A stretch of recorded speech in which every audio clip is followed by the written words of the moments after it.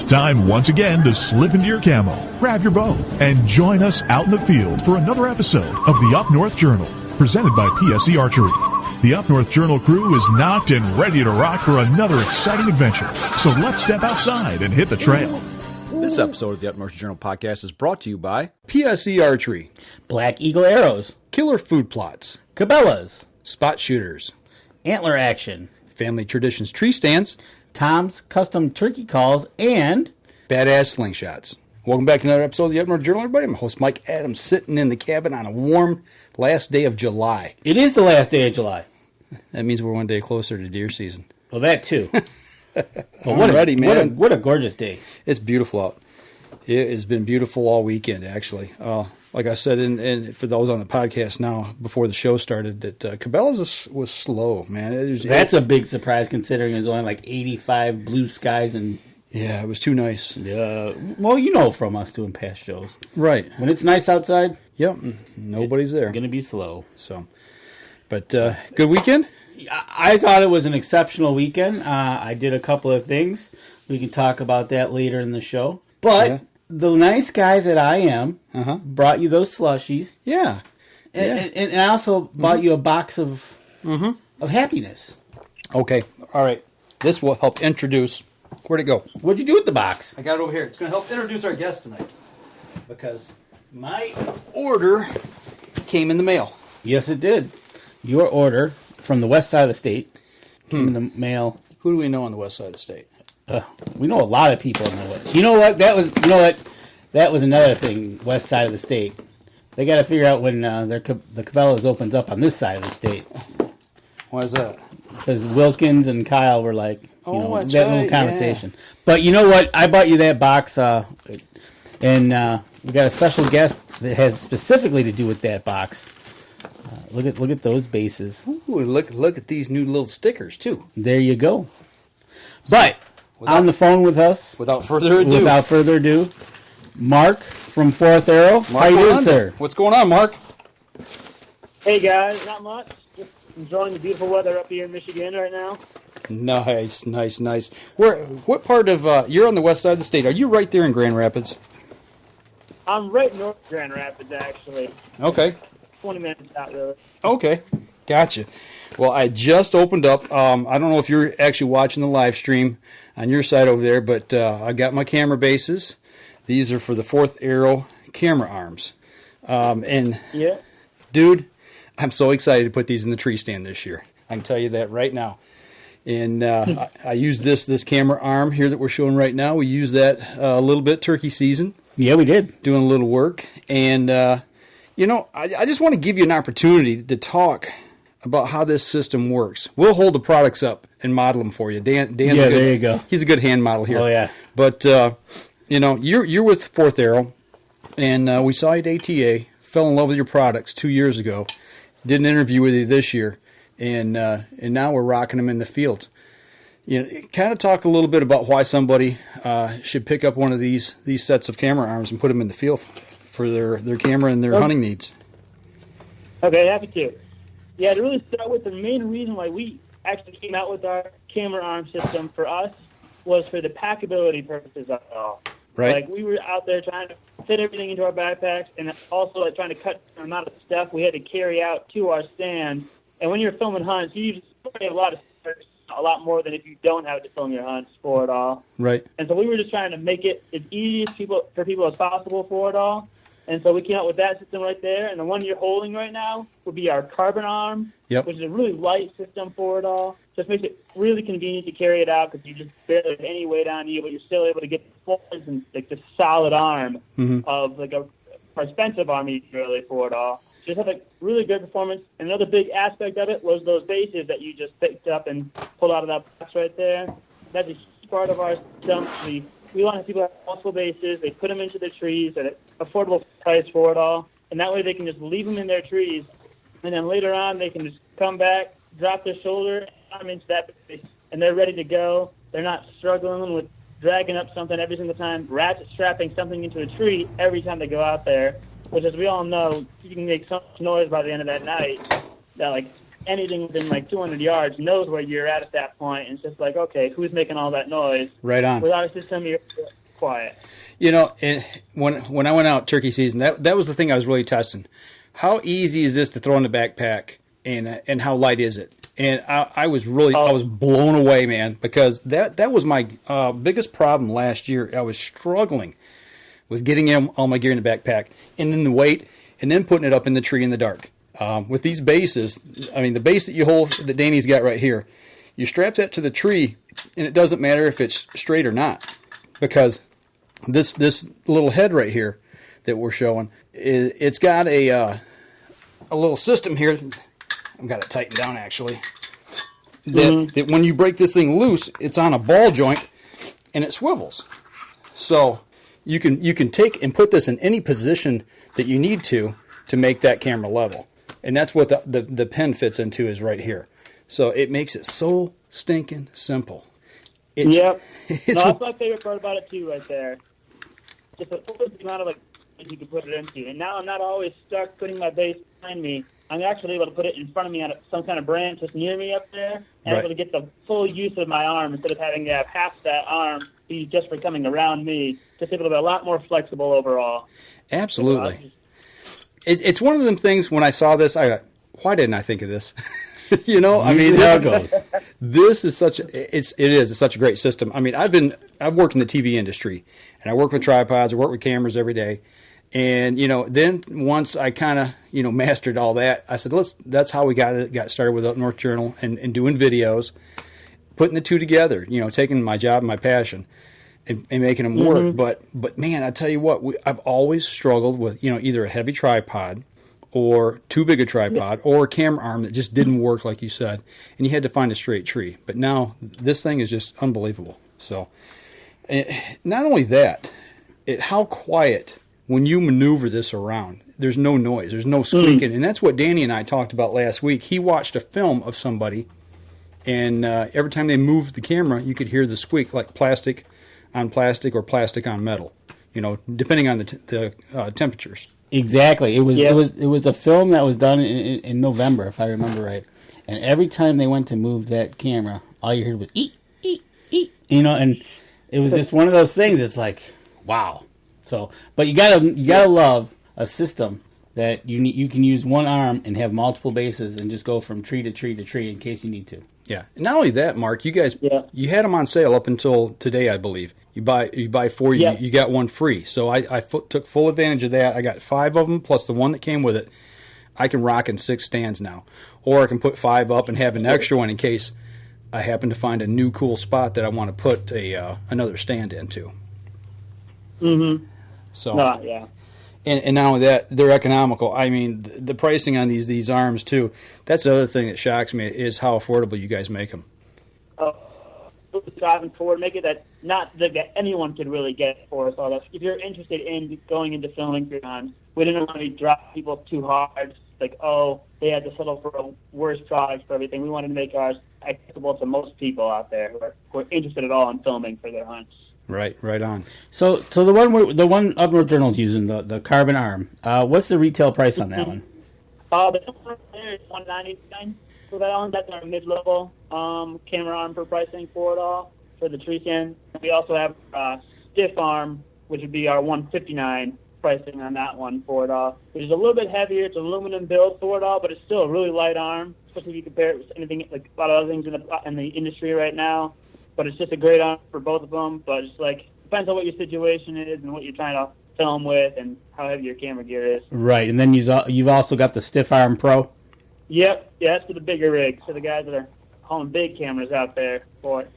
Not me at all, but right on. I hear you. Is there anything new on the horizon that you guys are looking at, or maybe I know you probably can't tell us, but I mean, have you got some things in the background that you guys are gonna maybe pop on us next year?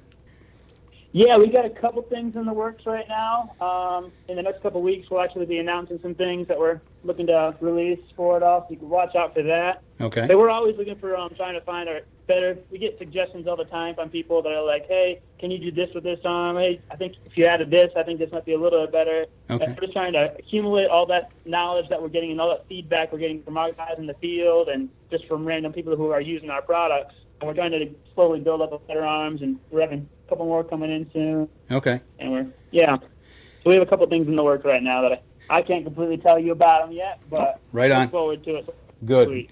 Good deal. I tell you what, let us know, and we'd be glad to share those. While we're talking about that, I'm going to throw something out there. You can do with it whatever you want. But we were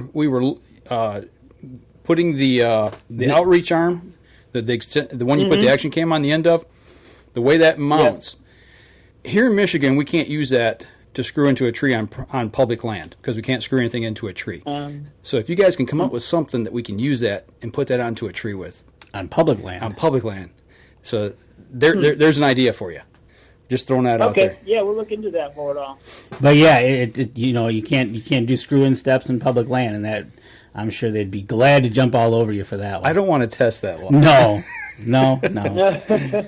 So, no, that's awesome. Now, how's your season looking coming up? You guys all fired up and ready to rock and roll and get out in the field this year?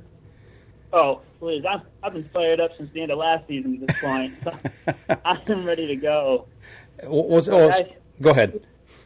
Yeah, I'm just saying, we've been out there putting our field cameras out there, trying to, I've already done a few scouting out there for it all. I think it's going to be a good season for us overall, just what I'm seeing out there. Seeing some nice bucks walking around, and yeah, it should be a really good season for it all. I'm really looking forward to it. Good deal. Well, let's step back to last season. Did you have a good season last season? Oh, yeah, we had a pretty good season last year for it. I think almost all of us, at least got one thing for it, one buck out of it, and I think everyone in our group at least got two almost, I think. Nice. That's awesome. A few exceptions in that. Now, do you hunt over there on the west side of the state, or do you hunt where you guys approximately hunt? Just south of Big Rapids, really, if you know where that's at. Yep. It's just a little, about 45 minutes north of us, from Grand Rapids area. Then Gotcha. That's where we're mainly located at. We've got a couple different areas with different guys that we hunt at. They have different farmland and some public area up there. But okay, good deal. Good deal. Well, I tell you what, we're bumping up on our first break here. We're going to step outside. We're going to take a break. When we come back, we want to talk a little bit about the Wynd Scent Grenade that you guys got and anything else that you'd like to talk about. So we're going to step outside, and we'll be right back after this. PSE Archery has always dominated the speed category. Now, the most revolutionary cam system ever to hit the market has perfected the shooting experience. Introducing PSE's Evolve Cam System, featuring extremely high let-off capabilities and the smoothest draw cycle in history. No other cam system has ever delivered this level of total comfort and total control. Experience PSE. Experience performance. Killer Food Plots have been helping property owners for over 20 years create premier whitetail habitat. Whether replenishing your soil with their all-natural Organics Fusion pellets or planting a premier KFP food plot seed blend to help your deer rebuild their bodies through spring and summer while supplying the much-needed high energy during and after the rut, you can trust that Killer Food Plots family and their products will help your deer achieve their full potential.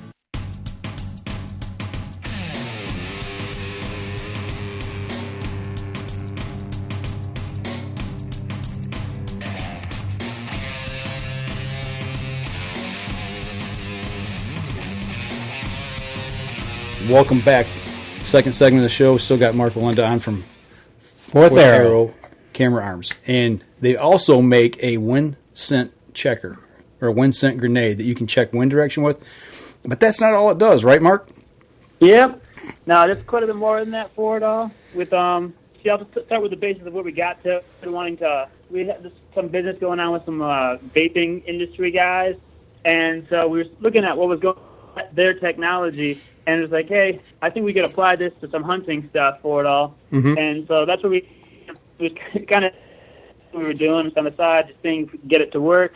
And when it finally got it to go, it was just amazing to us, how effective it really was for it all. And so what it's able to do now is we're actually able to take different kinds of scents, like doe urine, like buck urine, just all kinds of different things for it all, now, and we're able to load it up into one of either our grenade or our main wind scent unit, and we're actually able to vape it out of the top of it to make it much more effective. You're putting it straight into the air as a vapor instead of just like dripping it on the ground where it can absorb stuff. So you're actually putting it straight into the air. It carries a lot. You're actually heating it up in that unit, so it's actually putting up a warm, more active scent that kind of smells more actually natural to what a fresh doe urine or fresh urine would actually smell like for us.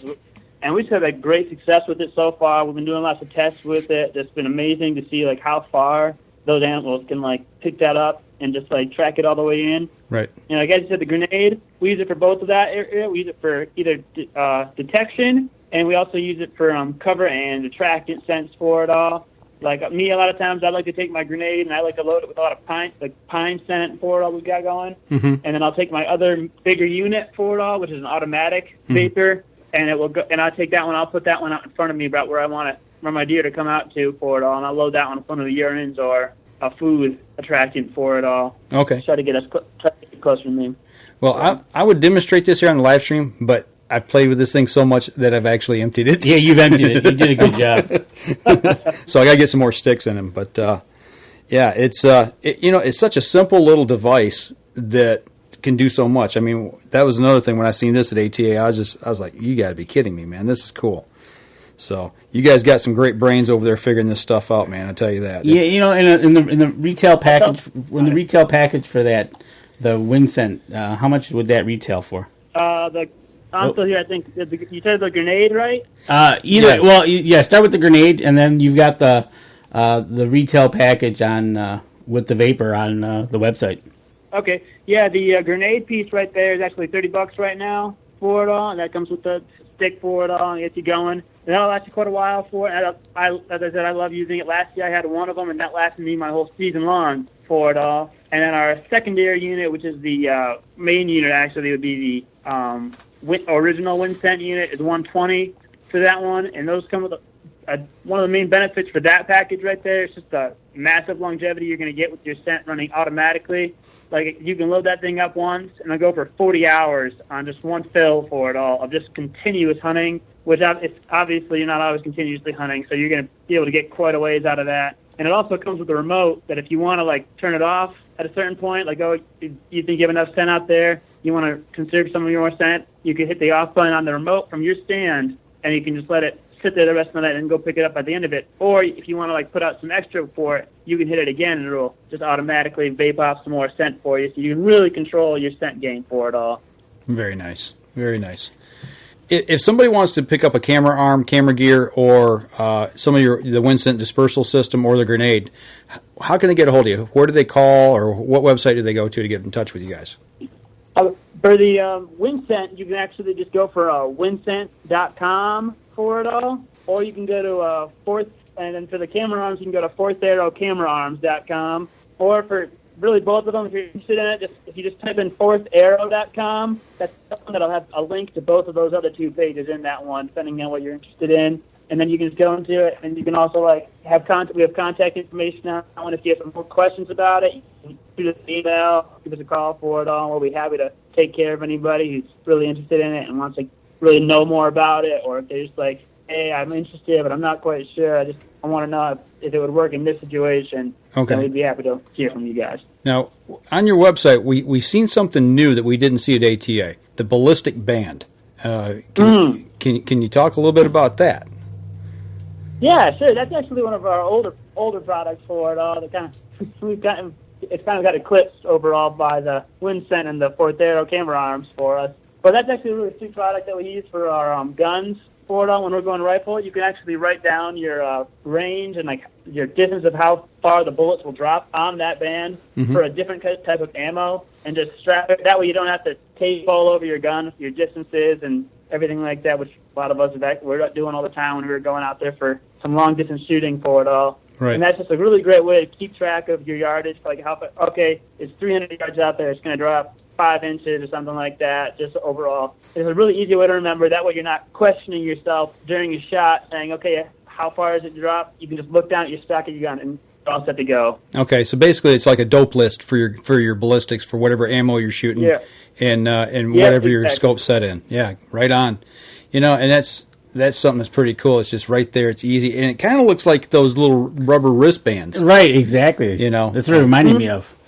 So yeah, actually, a lot of times I don't even put them on my gun. I just wear them on my wrist. There you go. It's just like, oh, this is easy. So you order 3 or 4 or 5, however many different guns you got, or however many different loads that you run through a specific gun, and you write it on there, and you've got it right there handy.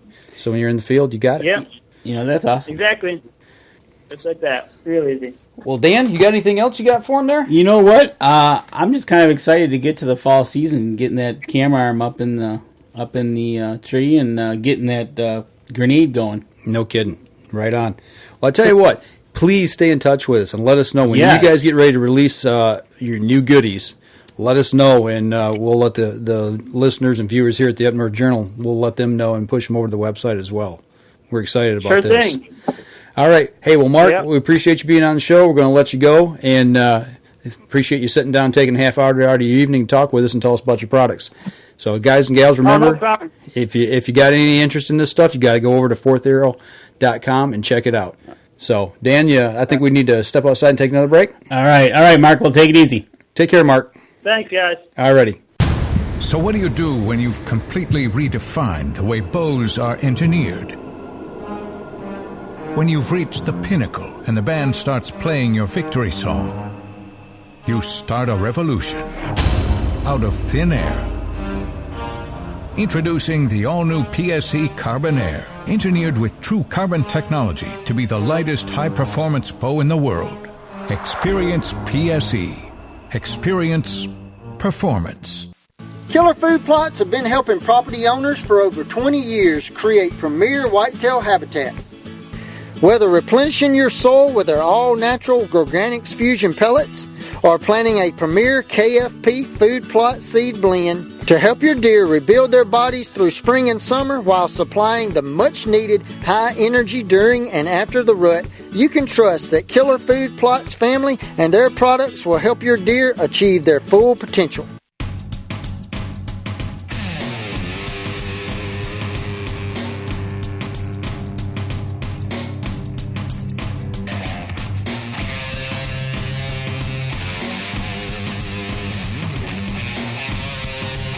Back third segment of the show.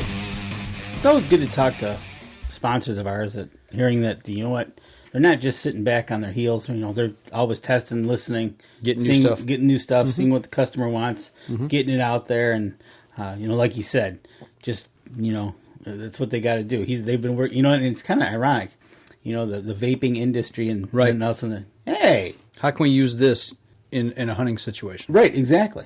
And sure enough, whether it be deer, bear, what have you. So what's going on with Dan DeFall? What's going on good? Well, Jason heard that you're going to be sending out 2, and he says you're a giving dude. Yeah, I'm giving you the bull right now, I think. What's new with me? Oh, yeah. Well, I got out this morning. It's a beautiful morning to do a little kayak fishing. Okay. And it was gorgeous. Did you catch dinner or lunch? I wouldn't say that. I had a little bit of fun with a couple of prospects, but, you know, catch and release kind of day. I got you.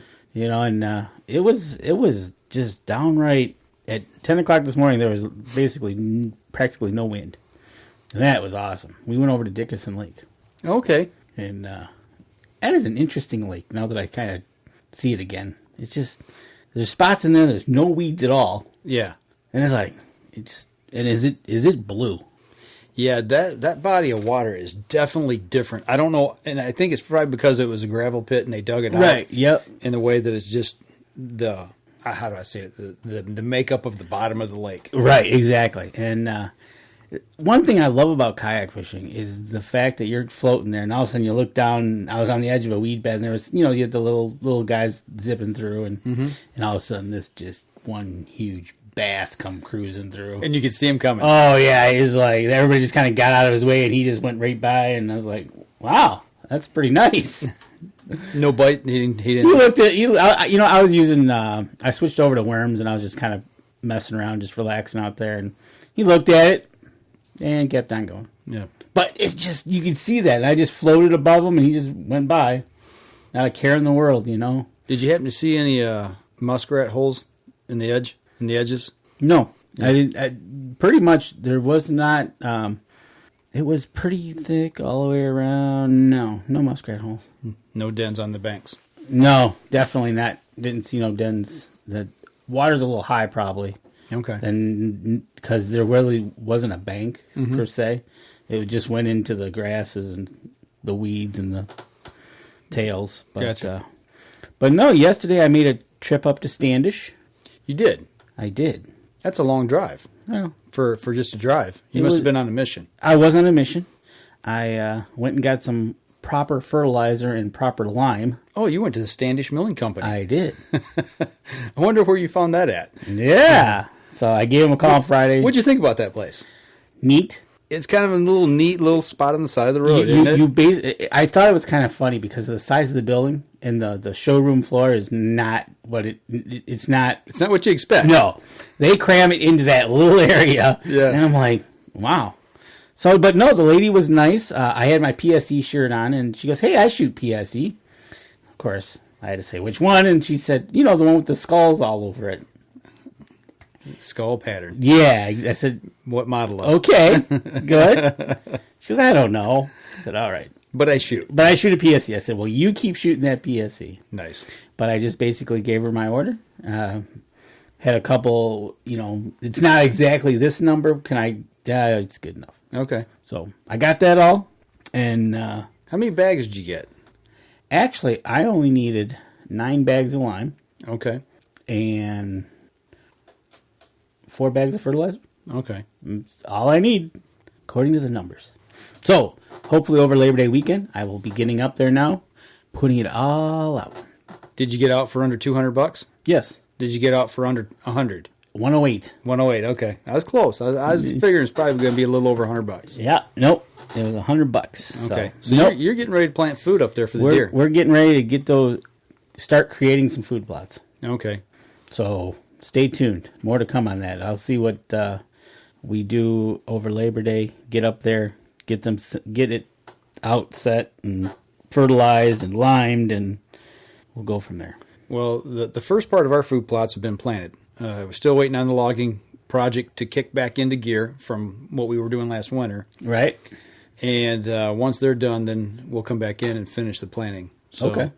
And the KFP plot that I'm working on is going to get mowed or disked. I know they want it mowed, but it's starting to get some weeds in it pretty thick. So right. I think we might wind up turning that field over and then planting and fertilizing for your fall plot. For my fall plot. Okay. Yeah. It's just we got to look at it and see what we can do with it when I go up Labor Day weekend. So you're going to go up Labor Day weekend as well. Yeah, that's the plan. So we might have to pre-record a show that weekend. I'm pretty sure that's going to have to happen. Yeah, so maybe we can do that the weekend. One dilemma I got is coming back. They're actually going to close the bridge. I forgot you're going to be in the middle of that. Oh, man. So I either got to come back after noon on Monday. Come back Wednesday. Or it might be cleared by then. Or I might go Wisconsin Sunday night. That would be smart. No, I'll break out Sunday sometime and come back late Sunday night. And oh man, I completely forgot that you're going to have to deal with that. I've dealt with it once. Oh man, and it was it was at the time due to weather. No, it was Labor Day. Oh, but they didn't close the bridge. No, they wouldn't close then. We were in the afternoon and we still hit it. We stopped dead right there on 2 and it was like, yep, ugh.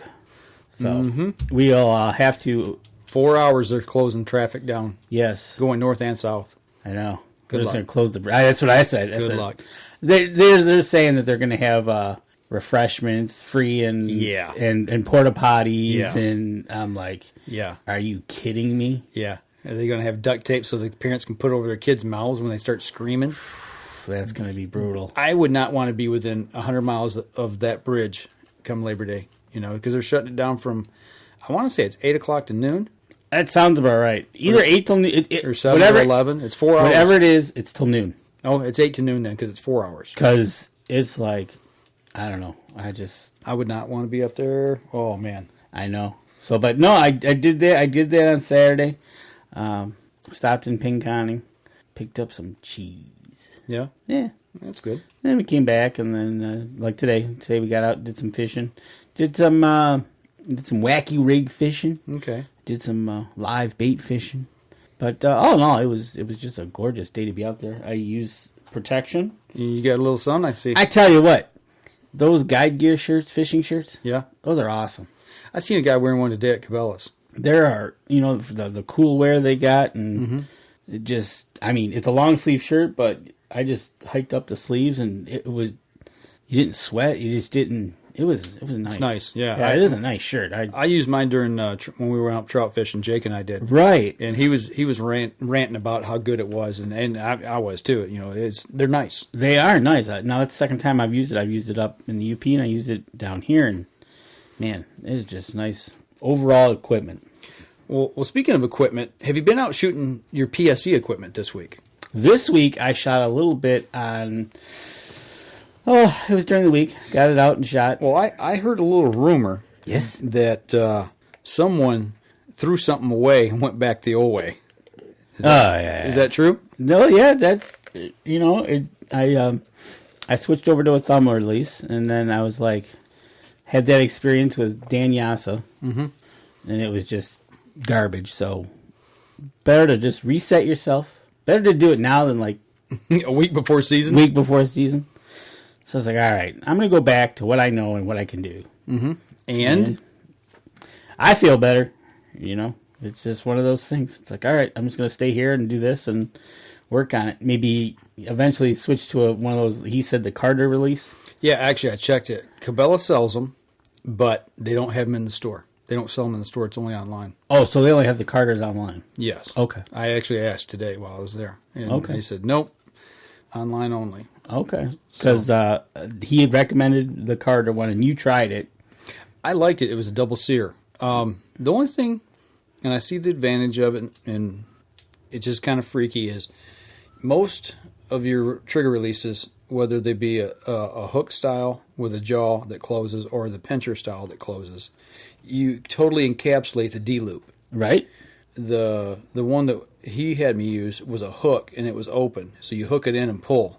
Okay. You know what I'm saying? Yep, it doesn't completely close. So if you were to take off your release, mine's got the jaw, so you could just let it hang on the bow, on the D-loop. Right. But those you couldn't, because it could... No. Oh. Well, if it's a wrist strap release. Well, no, but what I'm saying is because it's got that hook feature, it could fall out. Okay. Yep, absolutely. So you just basically hook it to your D-loop and pull. But I will say this. Once it's in the lock position to draw back, which once you get in your stand, and you sit and get ready to start hunting, you lock it and you're ready to go. And you can let it hang, whatever, it doesn't matter. You don't have to worry about clicking it onto the D-loop. You just got to hook the D-loop. You just hook it and pull. Does it make a lot of noise? No. But let's say it's on one of those whisper quiet mornings. I mean, when you can literally hear a pin drop. The deer looks at you because he can hear your heartbeat. Any little click, metal to metal, whether it be soft or loud or whatever, it's just another way to make noise. It's one more thing. It could be quiet too, right? If you're exactly. So yeah, no. But no, I went back to Old Trusty, and just started shooting again. And, you know what? I just can't say enough about the PSE bow and Black Eagle arrows. I mean, those things just, I don't know. They're awesome. I'll tell you my story after the next break here. We'll come back and we'll talk about that. I shot again. I shot a couple times this week, and I should have shot more. Actually, I wanted to shoot yesterday, and I didn't. I come home from Cabela's, man. My knees were on fire. Well, standing on that cement all day. Yeah, well, I got bad knees to begin with, so that's right. what really killed it. And you know what? So I'm back out to 40 yards now. I'll go to 50 here this week and 60. Okay. I only got 5 pins, so I think 60 will be my max pin. Do you have floater? The bottom one? No, that one's not a floater on that. It's a fixed. Yeah. Okay. So 20, 30, 40, 50. Okay, 60. Yeah. So it's like... But other than that, man, just little fishing today. I washed the Ranger, too. I had to clean that thing up from up north, and finally it was nice and warm out, and I was like, all right. Have you given any more thought to setting up another bow for target shooting? Oh, yeah, absolutely. That is definitely I wasn't out. I was looking at pricing the sites he suggested. Mm-hmm. So starting with that'll be the biggest thing. We already got the bows, so then we'll just need to get the sites, and that's gonna be a few $100. Does Cabela sell them on their website? It sells one of them. Okay, but he said technically don't use that model. You could actually step down a model. Mm-hmm. It's better. I think the one they have on Cabela's is the carbon one, and he said you don't need that one. It's more like his. Mm-hmm. So I checked into that, and I checked into the little scope ringy thing and little magnifiers, and I was checking it out. So okay, kind of getting my ducks in a row and say, okay, I need this and this. And, all we need really is a sight. That's true. That's it. Really, that's all we need is a sight. Yep. And so we just got to make the switch over. And I was looking at this band thing that we were just talking with Mark earlier in the segment, and I was thinking, because you write your ballistics on there, right? What your arrow drops. Mm-hmm. It's almost like your bullet drops, not arrow. Your bullet drops, right? But I was thinking about that because I remember Dan converting in his head. Oh yeah, you know. Okay, I'm shooting 50 meters, blah blah blah. That's X amount of yards, da da da. Yeah, because if you're used to shooting yards and then you switch to meters, which feet it was. Right, and he was doing the math in his head. Right, and then he's like, okay, and then he'd click his sight in, and I was like, what about a band? Yeah, they don't want you to have electronic devices on. I wonder if you could have a. Well, you're technically not supposed to have notes either. No notes, okay. So you have dope sheet on your bow. Yeah, but you're not supposed to have that. So yeah, you're not supposed to have anything. So make you do it in your head. Make you do it in your head, and he was doing it in his head. So, but no, we're just a sight away, I think, from switching those other bows to our dot bows. All right. Well, I'll tell you what. Let's take our last break. We come back, we'll kind of wrap things up. All right. We'll be right back after this. I shoot PSE because I like one pin to 40 yards. I shoot PSE for the perfect combination of feel and performance. I shoot PSE because you can shoot lighter poundage and increase arrow speed. I shoot PSE for the fastest bows on the planet. I shoot PSE because my livelihood depends on my bow. I shoot PSE because better engineering makes a better bow. I shoot PSE. I shoot PSE. I shoot PSE. I shoot PSE. Experience PSE. Experience performance.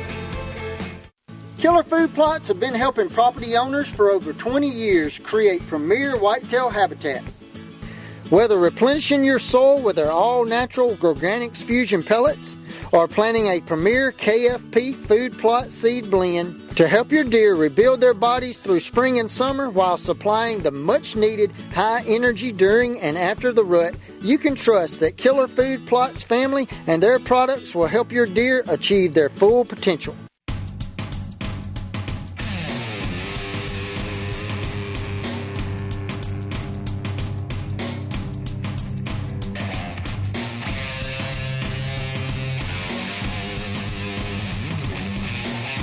Welcome back, last segment of the show on a beautiful Sunday evening in July.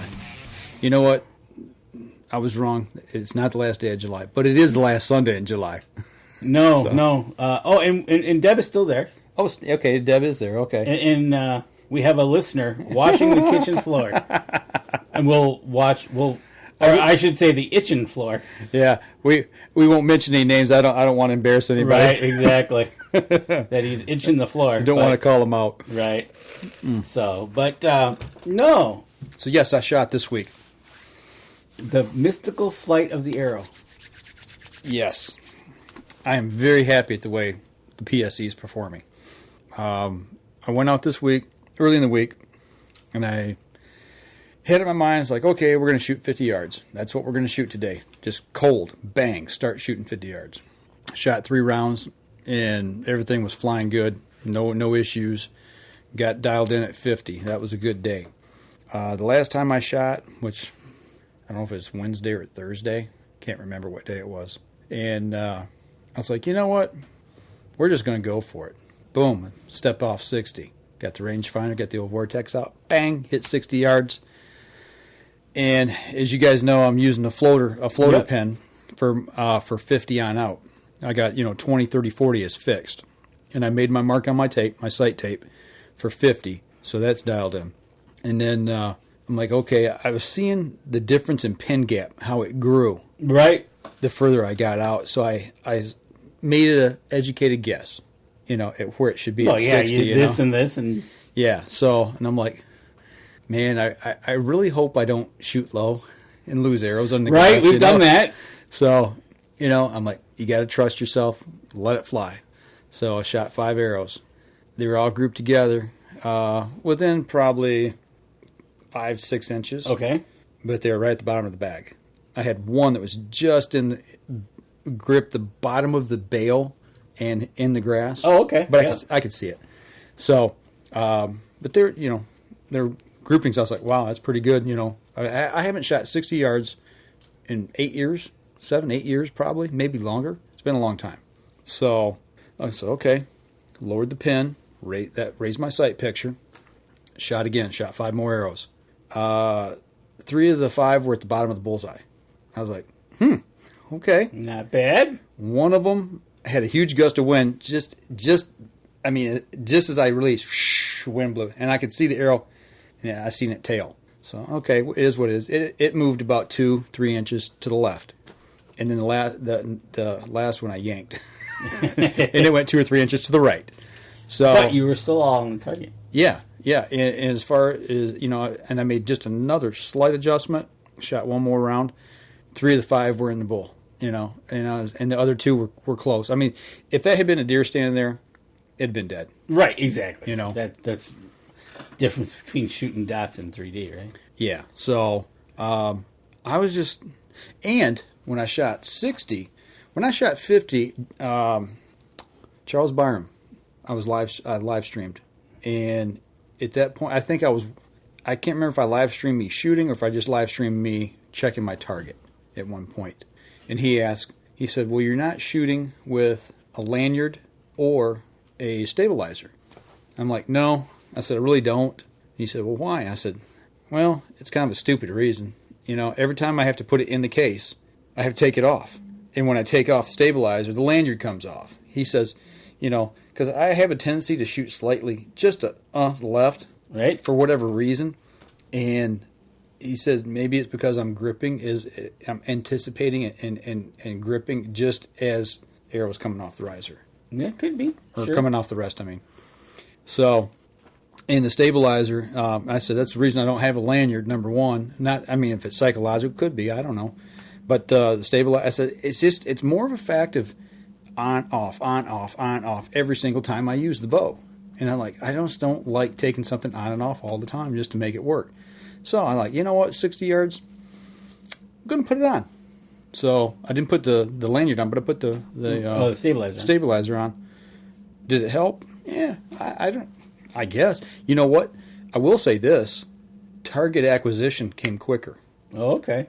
I didn't feel like it was floating as much, trying to lay the pen on the bowl. So maybe there is something to it. Maybe at longer distances, it obviously it's more critical. Definitely. I would think so. When you're reaching out there at 60 yards, 50, 60 yards, that's a poke. But dang, that felt good, man. Now the next thing you do is get up in a tree and shoot that. Well, actually, I'm going to go as far as my bow will let me. There you go. I'm going to, once I get this dialed in, I'm going to step back to 70. If I start missing the bail and losing arrows, it's a whole different ball game then. I think that's what as soon as I get all my pins sighted in, I think that's what I'm going to start doing that. I got that tree stand up in the tree, and I got those bales that I can just walk out and drop them, and then walk back to the tree, climb up, and shoot it. You just need 5 bales. I got 4, so you don't have to keep moving them. I'm working on it. But now I can't shoot out of a tree. I don't have any trees here. They all got torn out by the tornado. I know. So you have to climb up on your shed. I've done that before. Right. Actually, I've shot off the back side of the house. There you go. Not the second story, but the first story. Yeah. The second story. Wow, you're good. Yeah. That's like climbing 30 feet up in a tree. Exactly. But yeah, no, I actually got 4 bales.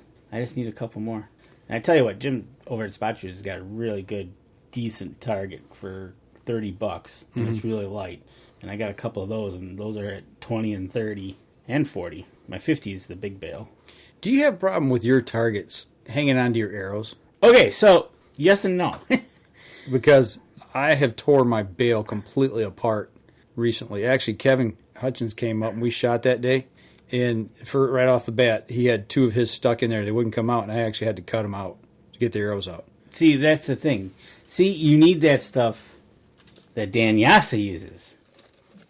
I don't know that would have helped. These have fabric inside that was locking around these things. Yeah, you know what? Isn't that like is that a plastic? It's some kind of polymer. So it's a plastic. And when the arrow goes through, it heats up, and I think it binds to it. And it's so tightly woven that it's so hard. When you pull out, it just locks tighter around it. It's almost like one of those Chinese finger tortures. Things that when you pull, it gets tighter. So on my smaller ones, I haven't had a problem yet. My bigger one, yes. And it's like, give me my arrow back, right? So I've turned it around, just shooting the other side. Mm-hmm. And it seems like it depends on where you hit on the target. Yeah, my bullseye's blown out. It's got stuff hanging out of it. It's almost like somebody gut shot the thing. It's got guts hanging out of it.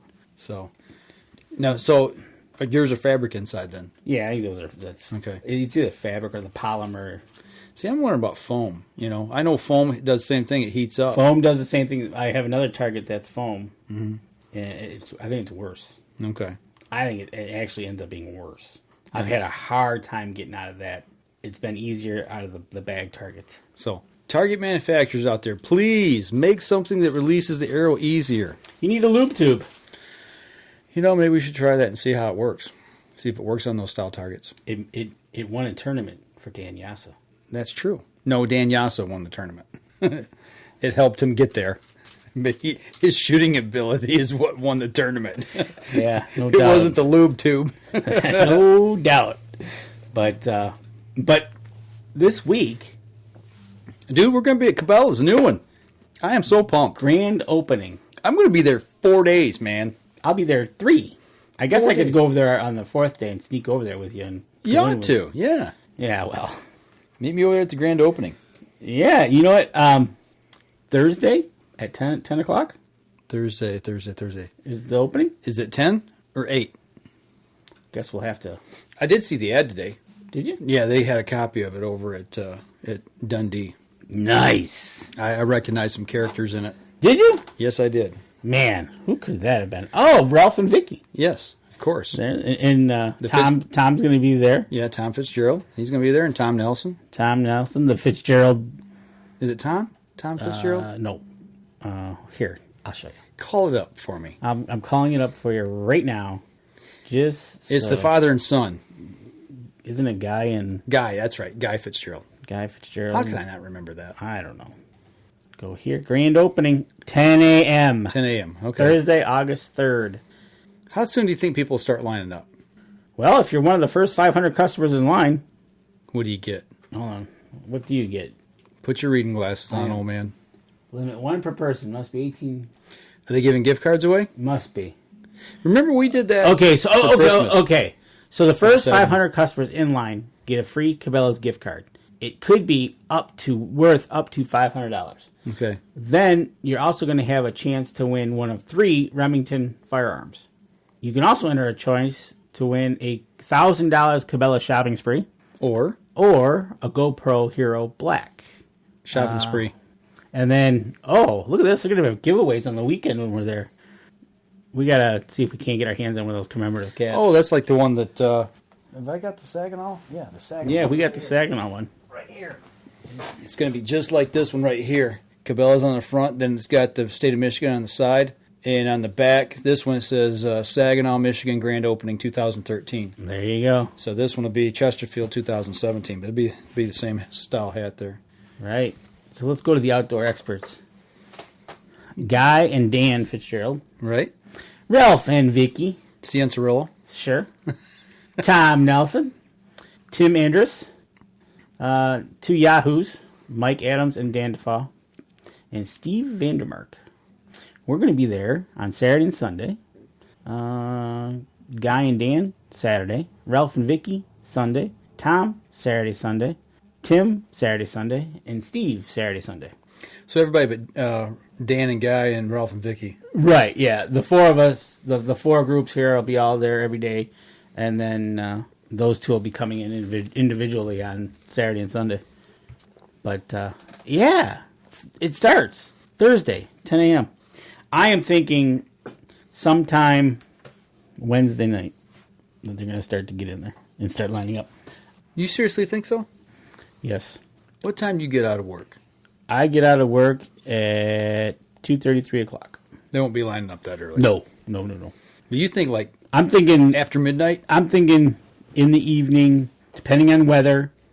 If it's something that you can go sit out there and tailgate. Right. So, dude, you want to go down and tailgate? No.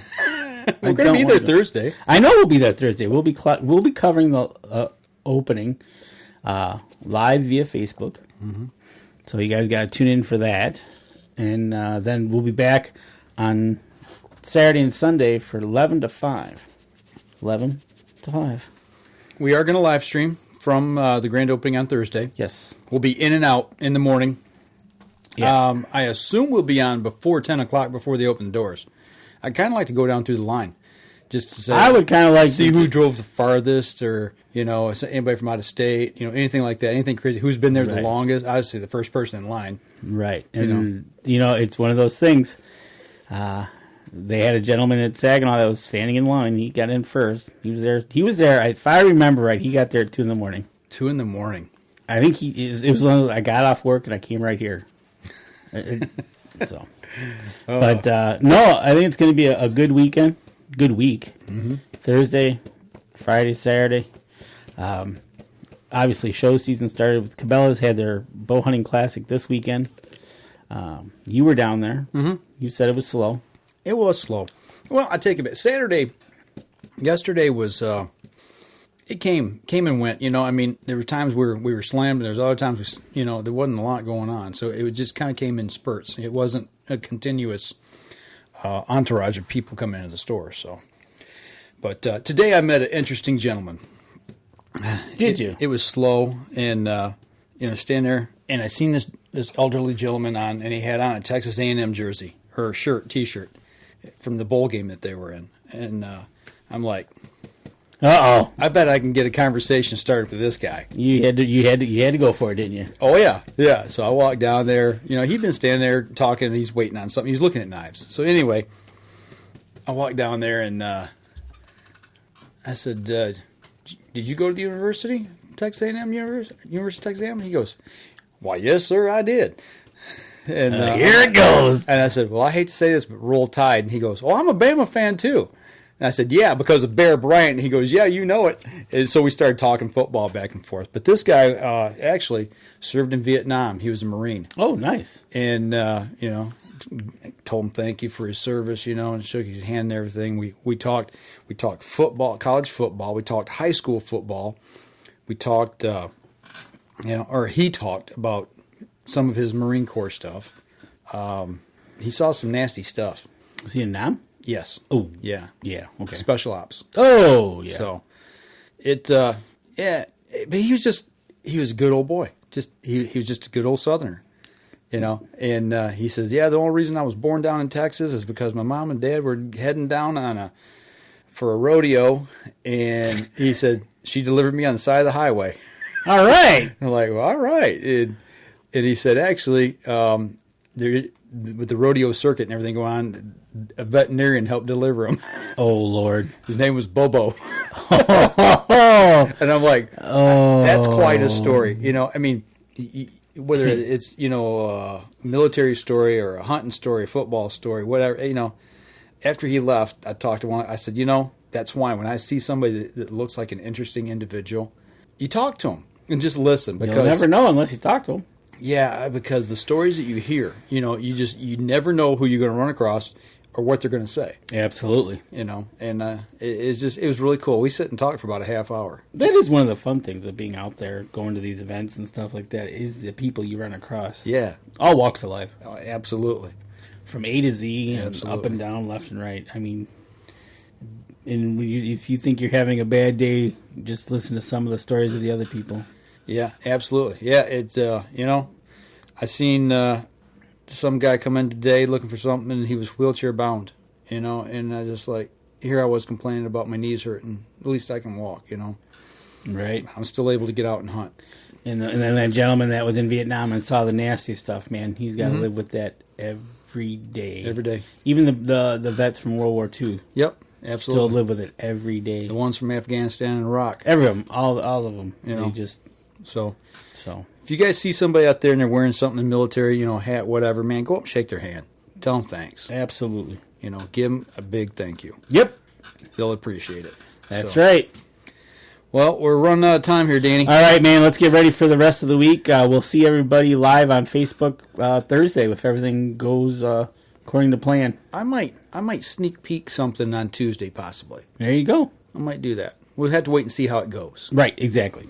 I don't want to give everything away. Yeah, don't do that. All right, folks, that'll do it for us this week. We appreciate you guys listening. I